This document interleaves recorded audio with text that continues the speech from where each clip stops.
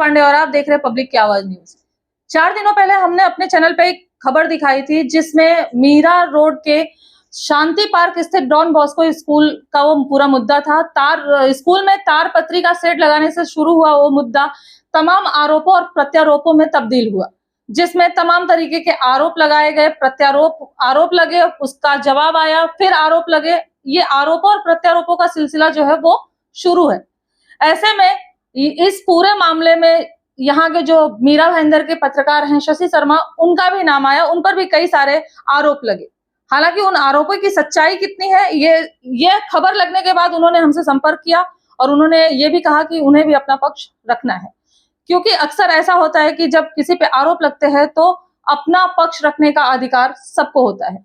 इसी सिलसिले में जब उन्होंने हमसे संपर्क किया तो हम उनका पक्ष लेने के लिए, उनका पक्ष जानने के लिए, उन पे लगे आरोपों की सच्चाई कितनी है ये जानने के लिए आज हम उनके साथ मौजूद हैं और हम सीधा बातचीत करेंगे और उन सारे बातों पर, उन सारे आरोपों के बारे में हम उनसे चर्चा करेंगे और जानेंगे कि उनका क्या कुछ कहना है। शशि जी, सबसे पहले नमस्कार। नमस्कार जी, आपका बहुत बहुत स्वागत है मेरे कार्यालय में।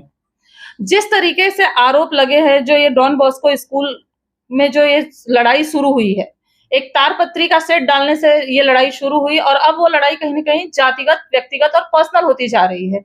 ऐसे में जो आरोप और प्रत्यारोप हो रहे हैं लगातार, उनमें आप पर भी आरोप लगे, आपका भी नाम आया, तो क्या कहना चाहेंगे उन आरोपों के विषय में? मैडम जी, देखिए पत्रकारिता का धर्म ऐसा होता है कि पत्रकारिता करते समय हमें ये सोचना चाहिए कि जब हम पत्रकारिता कर रहे हैं, अगर कोई आरोप लगा रहा है तो उसके आरोपों के लिए आपको उससे तथ्य लेने चाहिए, जो कि आपके वीडियो में उसमें तथ्य उन्होंने न आपको कोई सबूत दिए न कुछ। उनके हवाई फायर थे और हवाई फायरों में वो बातें कर रहे थे और तथ्य क्या होते हैं वो तथ्य हम आपको बताते हैं। जिस तरीके से उन्होंने मेरे पे आरोप लगाया कि सबसे पहला आरोप कि मेरे बच्चे उनके स्कूल में पढ़ते थे, तो मैडम जी मैं बता दूं कि मेरे बच्चे कभी उनके स्कूल गए नहीं, न पढ़े।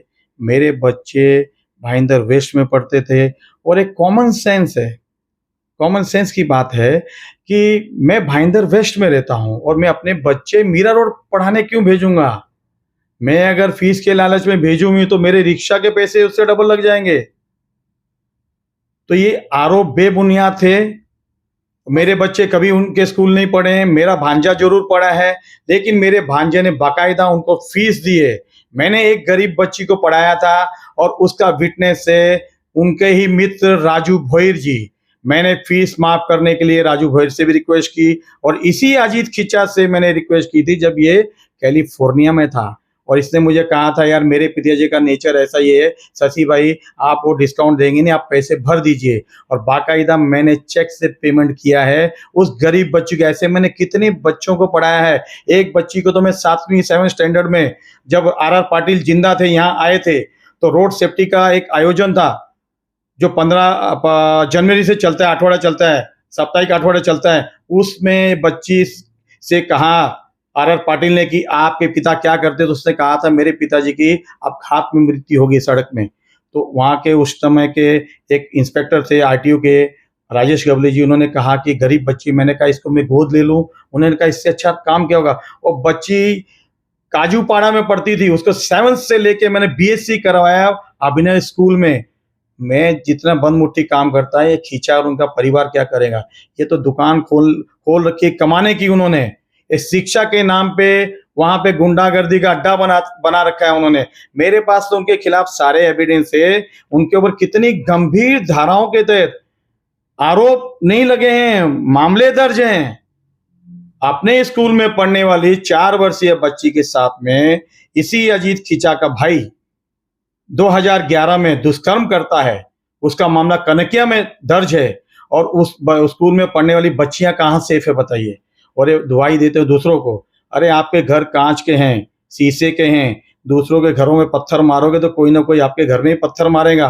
और जिस तरीके से इन्होंने विक्टिम जो है, पीड़िता जो है, जिसकी पहचान नहीं बतानी चाहिए उसकी पहचान बताते हुए उसे उजागर किया आपके वीडियो में, जो कि बहुत ही गलत कृत्य किया है पहचान बताकर। उसका क्या जवाब है? उन्होंने आप पर आरोप लगाया है कि आप उनसे पैसे मांगते थे और जब तक उन्होंने आपको पैसे दिए तब तक आप शांत रहे, और उसके बाद आपने 5 लाख रुपए की खंडनी मांगी और आपको वो 5 लाख रुपए उनके द्वारा नहीं दिए गए। उसके बाद आपने ये तमाम जो तारपत्री का सेट डाला गया है उसके माध्यम से आपने उनको परेशान करना शुरू किया है। मैडम ये ऐसे है ना, ये आरोप जो उन्होंने लगाया कि मैंने पैसे मांगे, सबसे पहले वो परिवार किसी को क्या पैसे देगा, और पत्रकारिता के धर्म में ऐसा है कि हम किससे क्यों पैसे मांगेंगे। हमारा काम है चौथा आईना, हम चौथे पिलर हैं, हम लोगों को आईना दिखाते हैं, तो हम लोगों के गलत कामों को दिखाते हैं, तो हम गलत काम कैसे कर सकते हैं। अगर मैंने पैसे मांगे थे तो उसका काम था पुलिस स्टेशन में जाके मामला दर्ज कराता, तो उसने पैसे क्यों दिए, और पैसे दिए तो उसके बाद एविडेंस क्या है। सबसे बड़ी बात है किसी पे भी आरोप लगा दे। मैं अब एक आपको कहूंगा कि मैडम वो तो कल कह रहा था कि आप न्यूज करने गई थी तो उसने आपको 50,000 रुपए दिए, कहा कि मेरी न्यूज कीजिए, तो आप क्या, आपका जवाब क्या है। नहीं, हमारे क्षेत्र में जो सामाजिक खबरें होती हैं, हम तो जाहिर सी बात है कि उसके लिए कोई चार्जेस नहीं होता है। सबको मालूम है कि सामाजिक खबरें जो होती हैं, जो जनता की खबरें होती हैं, जो समाज से जुड़े हुए मुद्दे होते हैं, उस पे तो ये सब कुछ बनता ही नहीं है। मैडम कल मुझे एक कॉल आया था किसी बंदे का, संजय पांडे जी हैं, क्या नाम है, उन्होंने कहा कि आप तो वहां पे हफ्ता लेती है नाला सोपारा में, तो आप क्या जवाब दें। वो सिद्ध करें, मैं तो बोलती हूँ वो सिद्ध करें। तो यही चीज तो मैं आपको कहना चाहता हूँ कि सिद्ध करें, पुलिस स्टेशन जाए, वहां जाके मामला दर्ज कराएं मेरे सामने। और दूसरा आरोप उन्होंने पीड़िता के साथ में मेरा रिश्ता जोड़ा। अगर आप किसी पीड़िता के साथ में किसी का रिश्ता जोड़ते हो तो उसके एविडेंस क्या है, किसी की जात पर्सनल और उसके निजी में आप उसका रिश्ता जोड़ के उसको बदनाम कर रहे हो पीड़िता का, तो एक कानूनी अपराध है। जो वहां सोसाइटी में रहने वाले हैं, पीड़िता है, जरूर उन पे मामला दर्ज करवाएंगे, क्योंकि पीड़िता को धमकाया जा रहा है, पैम्परिंग किया जा रहा है, उसका घर से निकलना दुभर हो गया है। हमसे कोई मदद मांगेगा, हमसे कोई आवेदन करके मदद मांगे तो हमारा काम है उसकी मदद करना। और ये उसका काला चिट्ठा इतिहास है उस बंदे का, एक नहीं कितने इतिहास हैं। ये जो कह रहे हैं ना कि हमारी जिस पत्र के शेड के लिए कह रहा है उसके पत्र की परमिशन भी रद्द कर दी गई है। और सबसे बड़ी बात, महानगर पालिका ने एक ही जावक नंबर पर 2 परमिशन दी है। कौन सी सही है कौन सी गलत है, ऐसा तो नहीं कहीं इन्होंने ही गवर्नमेंट के डॉक्यूमेंट फॉर्ज बनाकर जनता को गुमराह करने के लिए इस तरह के काम किए हैं, क्योंकि हमारे पास उसके भी साक्ष्य हैं, हमें नगर पालिका से मिले हैं उसके साथ। एक ही जावक नंबर पे 2 परमिशन दी जाती है। आप 1 मिनट आराम से लीजिए। और ये दूसरी परमिशन है, एक में टेम्परेरी, एक में परमानेंट। परमानेंट पे तो महासभा का ठहराव कभी हुआ ही नहीं, तो इन्हें कैसे मिल गई। अच्छा, ये जो लड़ाई है, ये लड़ाई देखी गई कि ये बच्चों को मतलब जो बच्चों की सुरक्षा को लेकर ये तारपत्री का जो सेट बांधा गया, तारपत्री के सेट की जो लड़ाई थी, ये व्यक्तिगत इतनी ज्यादा हुई, उसके पीछे मैं बताता हूँ उसके पीछे कारण क्या है। कि देखो, किसी का पाप छुपता नहीं, और सच को आप कितना भी दबाओगे तो बाहर आएगा। सच्चाई ये है कि राजेंद्र खींचा, जिसके वहां पर 6 दुकानें हैं और 11 फ्लैट हैं, जिसमें से 5-6 फ्लैट में स्कूल चलता है, अवैध तरीके से कब्जा करके, इलीगल स्ट्रक्चर बनाकर। और वो जो गेट जहां पे आपने उनका इंटरव्यू किया था, वो भी सोसाइटी की जमीन है। इन्होंने बाकायदा फायर को लिख के दिया है, फायर विभाग को लिख के दिया है कि ये जमीन इनकी है, और मैंने इस पे कोई गेट नहीं लगाया, मैंने सिर्फ गेट लगाया हुआ है, और ये जमीन इनकी है, ये आ जा सकते हैं। जब ये आदमी कहता है कि इनकी जमीन है, फायर विभाग को लिख के देता है, फिर ये कैसे जनता को गुमराह कर रहा है। साफ साफ लिखता है कि ये आ जा सकते हैं, मैंने सुरक्षा के लिए गेट बनाया। सुरक्षा के लिए आप कैसे गेट बना सकते हो। और मुद्दा तो सही लड़ाई तो मेंटेनेंस की है। 35 लाख रुपया सोसाइटी का मेंटेनेंस बाकी है। और अभी अभी हमने एक फाइल दिखाई आपको, इसके ऊपर जब्ती के आदेश हुए हैं, जब्ती के एक में लाखों रुपया हर फ्लैट का बाकी है, दुकान का बाकी है। अभी आपको हमने सच्चाई बताई, आपने फाइल पढ़ी थी, क्या देखा आपने फाइल में। नहीं, जो आप बोल रहे हो वो सच है। एविडेंस सारे हैं, सारे एविडेंस है। एविडेंस तो सारे। जब मेरे पास सारे एविडेंस है और वो आरोप पे आरोप लगा रहा है, सोसाइटी वालों पे लगा रहा है, सब पे, तो आपको मीडिया को उन्होंने एविडेंस क्यों नहीं दिए? आपने क्यों नहीं पूछा कि आप उनको एविडेंस दिखाओ कि आप किसी पे आरोप लगा रहे हो?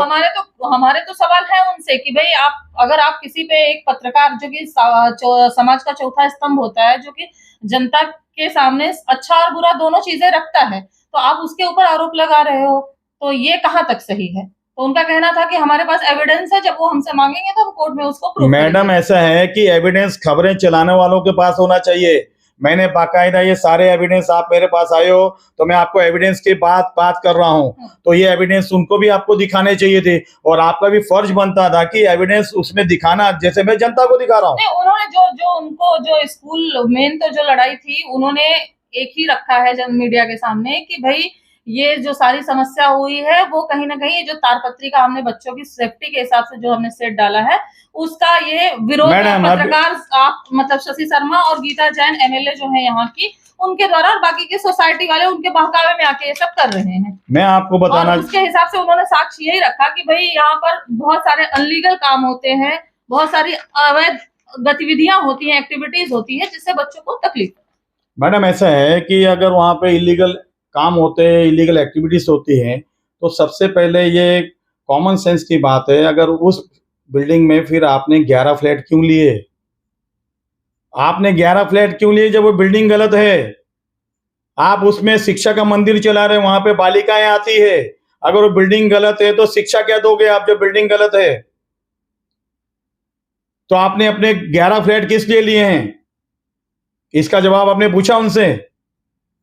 सवाल तो उनसे भी होंगे ना सर, ऐसा तो है नहीं कि उनसे सवाल नहीं। तो मैडम ये तो सवाल जब हमने आपको बुलाया तब आप उनसे जाके करने वाले हो ना।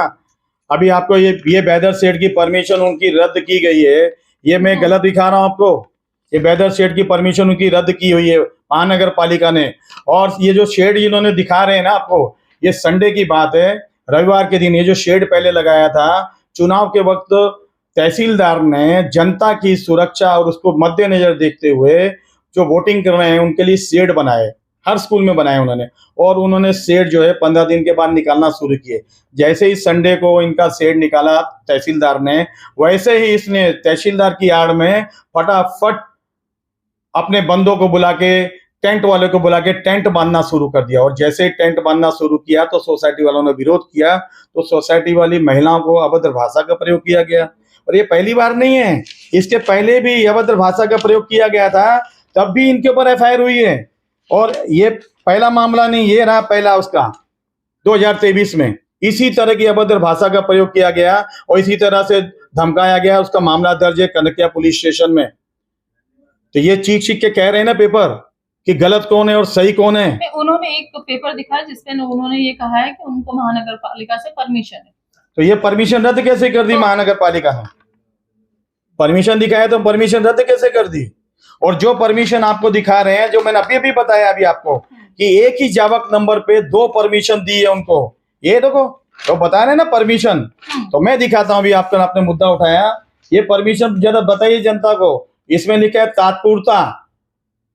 तात्पुरता लिखा है और राजेंद्र खिचा को दी गई है। और दूसरी परमिशन इसी सेम डेट पे तो क्या जो कायम स्वरूपी दी गई है। तो इसका मतलब इसमें फ्रॉड किसने किया?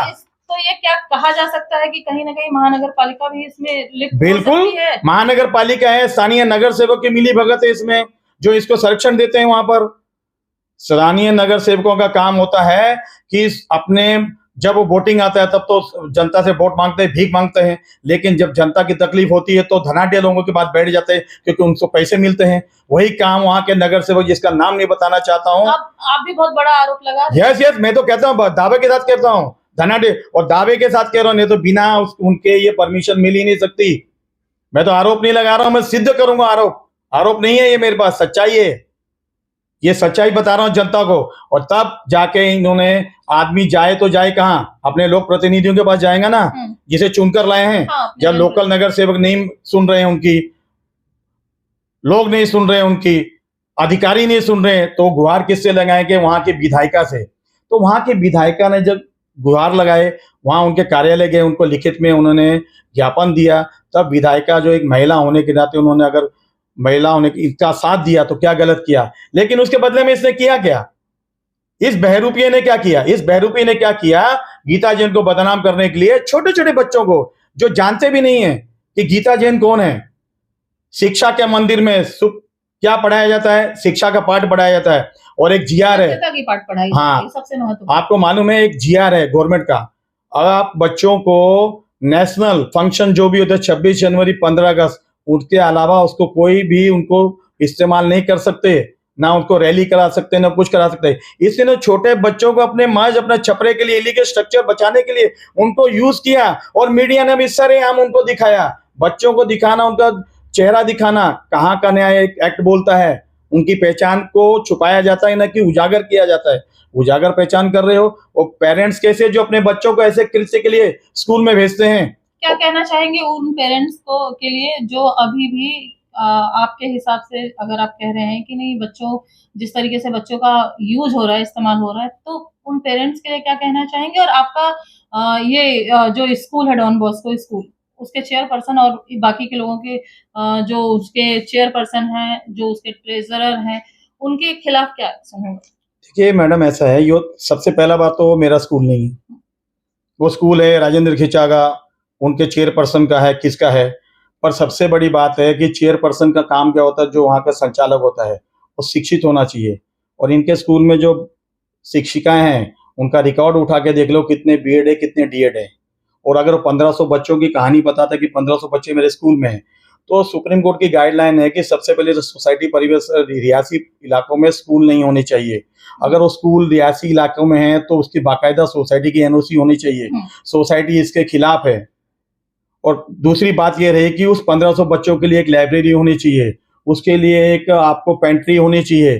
कोई सुविधा बच्चों के लिए नहीं है। मैं तो उन पेरेंट्स के लिए कहना चाहता हूँ कि ये इसने अपनी दुकानदारी चलाने के लिए, महज अपने मुनाफे के लिए ये स्कूल खोल रखा है, जहां स्कूल में बच्चियां महफूज नहीं है। हमारे पास एक एफआईआर है, हम आपको बताना चाहते हैं, जिसमें हम तथ्य हवाई फायर नहीं करते, हम हवाई फायर में बात नहीं करते।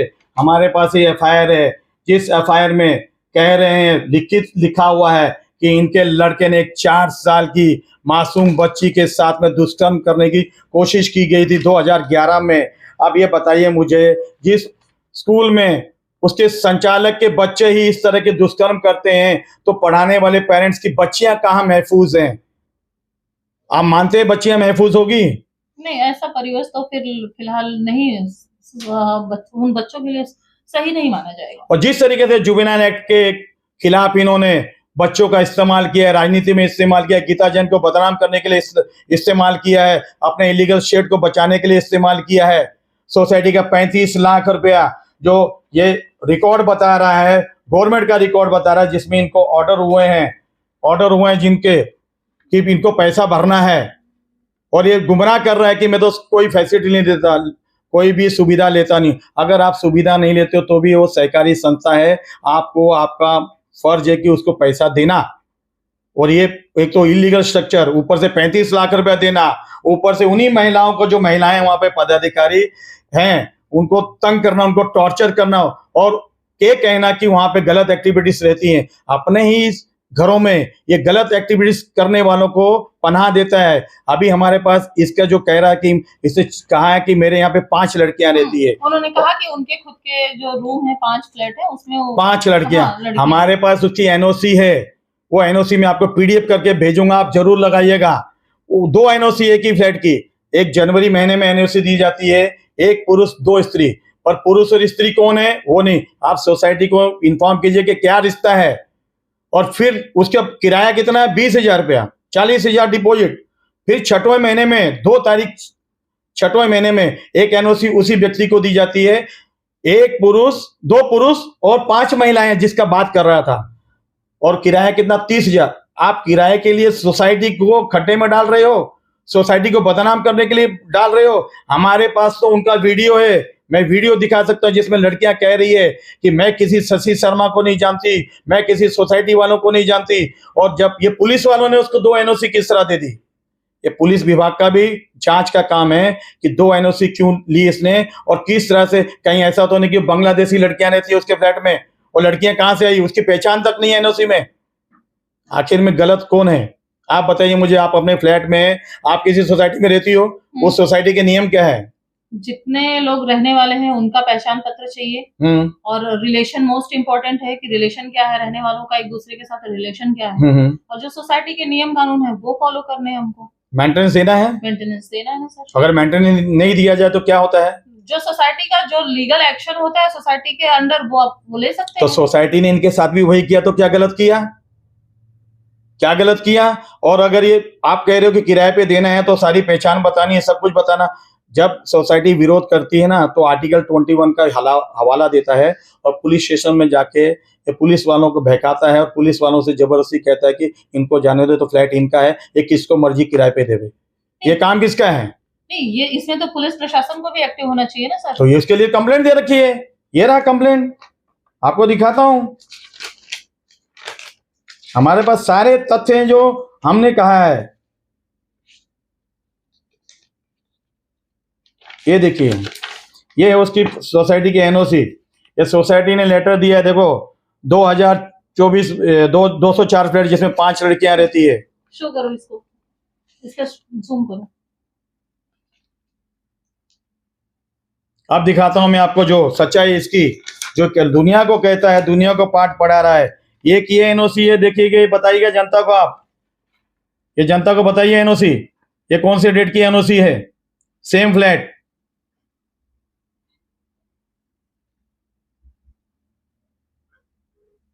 देखो दूसरी एनओसी बताता हूं आपको।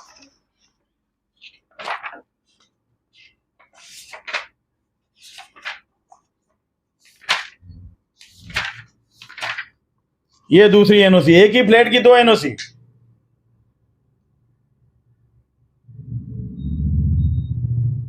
अब बताइए, जो ये आरोप लगा रहा था,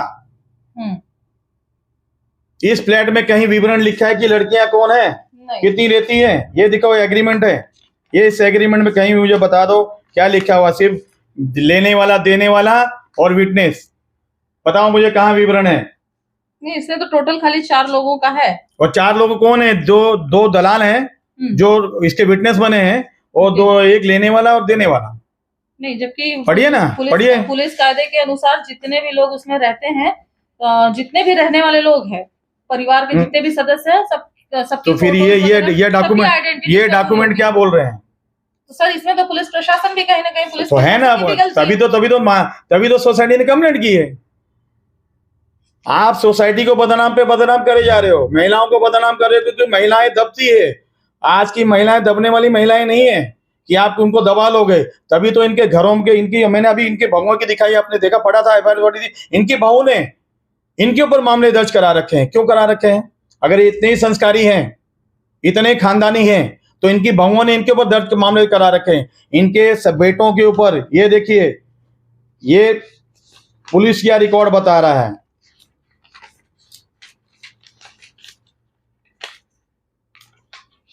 ये पुलिस या रिकॉर्ड बता रहा है इनका, दिखाइएगा जनता को। और जो आपको अजीत खींचा दे रहा था, देखिए उसके ऊपर मामले दर्ज हैं।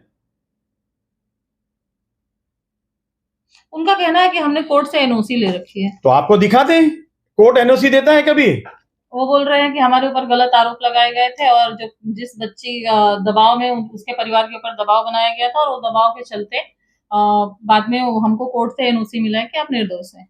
तो निर्दोष? अरे मैडम जी, जैसे मैं पेपर दिखा रहा हूं, तो आपके चैनल पे पेपर दिखाते कि देखो हमें निर्दोष का सर्टिफिकेट मिला हुआ है। फिर पुलिस 2023 में क्यों लिख के देती है? 2023 का मैंने आपको डॉक्यूमेंट बताया ना, तो पुलिस 2023 में क्यों लिख के देती है कि इनके ऊपर मामले दर्ज है? या तो पुलिस दिशा भूल कर रही है। फिर इन्होंने आपको मीडिया में क्यों बताया, जब मीडिया में इनकी बदनामी बताते हैं इस तरह के? मैं दिखा रहा हूं ना, अगर उनमें हिम्मत है तो इसका खंडन करें। चलें। तो ये थे पत्रकार शशि शर्मा, जिनसे हमने बातचीत की, और उन पर लगे सारे आरोपों के बारे में हमने उनसे बातचीत किया, और उन्होंने जो एविडेंस यहाँ पर अवेलेबल कराए हैं अजीत खींचा और उनके परिवार के ऊपर, जो इस डॉन बॉस्को स्कूल के जो मालिक है, ऑनर हैं, ट्रस्टी हैं, उनके खिलाफ जो मामले दर्ज हैं, जिस तरीके से सोसाइटी ने उनके खिलाफ एक्शन लिया है, तो कहीं ना कहीं ये जो सारे तथ्य हैं वो दर्शा रहे हैं कि जो भी आरोप उनके ऊपर लगाए गए हैं वो सब कानूनी रिकॉर्ड में है। तो कहीं ना कहीं जो डॉन बॉस्को स्कूल के चेयरपर्सन हैं, जो ट्रस्टी हैं, वो भी मीडिया को की भी उन्होंने कहीं ना कहीं कुछ मामलों में दिशा भूल की है। और उसके अलावा जो यहाँ पर साक्ष्य दिए गए हैं वो कहीं ना कहीं ये दर्शा रहे हैं कि जो भी आरोप शशि शर्मा के ऊपर लगाए गए थे वो बेबुनियाद हैं, क्योंकि जब बिना साक्ष्य के आप किसी के ऊपर लगे आरोपों को सिद्ध नहीं कर सकते हैं। तो इस पूरे मामले में जो भी अभी तक बातें निकल के आई हैं उसमें कई बातें निकल के आई। उसमें जिस तरीके से अजीत खींचा और उनके परिवार को डॉन बॉस्को स्कूल के जो ऑनर है उनको जिस तरीके से महानगर पालिका की तरफ से किसी पेपर पे दो बार उनको परमिशन दी गई है, और एक जिस तरीके से वो जो तारपत्रे का शेड लगाया गया है, एक तरफ वो निरस्त करने का पत्र यहाँ पर हमने देखा, उसके अलावा जिस तरीके से उनको परमिशन का पत्र भी हमने देखा था। तो सारी चीज, ये सारी बातों में एक बात तो साफ है कि कहीं ना कहीं जो नगर पालिका है उसका भी भ्रष्टाचार दिख रहा है यहाँ पर, क्योंकि एक ही वक्त में एक ही शब्दों के ऊपर आप दो बार उनको परवानगी देते हैं, फिर आप निरस्तीकरण करते हैं। तो कहीं ना कहीं ये जो मामला है पूरा वो पेचीदा होता हुआ नजर आ रहा है। खैर देखना ये होगा कि अब ये लड़ाई आगे तक जाने वाली है। ये जो आरोप और प्रत्यारोप हो रहे हैं इसका खंडन और उसके बाद आरोपों का सिलसिला फिर से शुरू हो रहा है। लेकिन अब देखना ऐसे में ये होगा कि जिस तरीके से ये जो डॉन बॉस्को स्कूल का मुद्दा उठा है वो शांत होता है, कब तक शांत होता है, किन परिस्थितियों में शांत होता है, या फिर ये मुद्दा ऐसे ही मीरा भाईंदर में चर्चा का विषय बना रहता है। कुल मिलाजुलाकर यहाँ पर हमने जो साक्ष्य देखे हैं उनसे कहीं पर भी सिद्ध नहीं होता है कि शशि शर्मा के ऊपर जो भी आरोप लगाए गए हैं अभी तक वो कहीं ना कहीं सिद्ध हुए हैं या वो सही हैं। तो ऐसे में कुल मिलाजुलाकर ये कहना गलत नहीं होगा कि जिस तरीके से सारी ये माहौल बनाया जा रहा है वो कहीं ना कहीं गलत है। इस तरीके का माहौल नहीं होना चाहिए। अगर कानूनी लड़ाई है तो कानून के दायरे में रहकर लड़िए, और किसी के व्यक्तिगत जो जीवन है उस पर आरोप प्रत्यारोप करना वो गलत है। इस स्कूल से जुड़े अगर कोई भी नया अपडेट आता है तो हम आप तक जरूर पहुंचाएंगे। फिलहाल आज के लिए इतना ही, फिर होगी मुलाकात, तब तक के लिए नमस्कार।